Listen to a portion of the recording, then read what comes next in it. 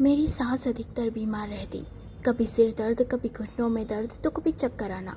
मैं और सब समझते थे कि ये सच में बहुत बीमार है, पर धीरे धीरे सबको समझ आने लगा कि वे बीमार होने का नाटक करती है। खासकर जब घर में कोई जिम्मेदारी आती या काम करना होता, तो अचानक ही उनकी तबीयत बिगड़ जाती। मैंने कई बार प्यार से समझाया, अम्मा जी, झूठ मूठ की बीमारी का बहाना मत बनाया कीजिए। असली बीमारी पर भी लोग यकीन नहीं करेंगे। लेकिन हर बार वो मुस्कुरा कर कहती, अरे कल की आई हुई बहू तो मुझे समझाएगी। मुझे अच्छा लगता है जब लोग सहानुभूति दिखाते हैं।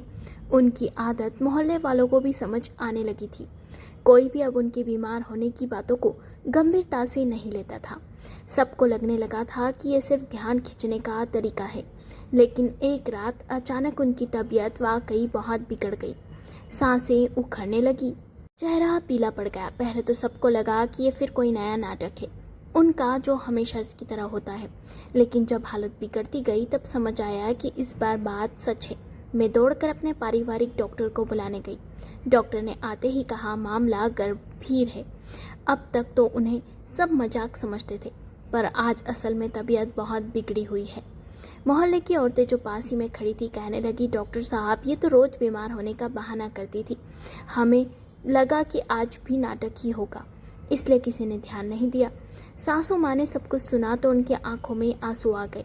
वे भर्राई हुई आवाज में बोली, सच में मैंने बार बार झूठ कहा, इसलिए आज सब जब सच में दर्द था तो किसी को यकीन नहीं हुआ। कुछ दिनों में उनकी तबीयत संभल गई, लेकिन उस दिन के बाद उन्होंने एक वादा किया, अब कभी झूठी बीमारी का बहाना नहीं बनाऊंगी। और यकीन मानिए, उस दिन के बाद से उनकी तबीयत सचमुच बेहतर रहने लगी, क्योंकि उनका मन अब हल्का था। बिना झूठ के, बिना दिखावे के। झूठ चाहे किसी भी रूप में हो, एक दिन उसका असर जरूर दिखता है। बार बार बोले गए झूठ से जब सच सामने आता है तब भी लोग यकीन नहीं करते। इसलिए सच्चाई को कभी नजरअंदाज मत कीजिए। भरोसे की बुनियाद सच पर ही टिकी होती है।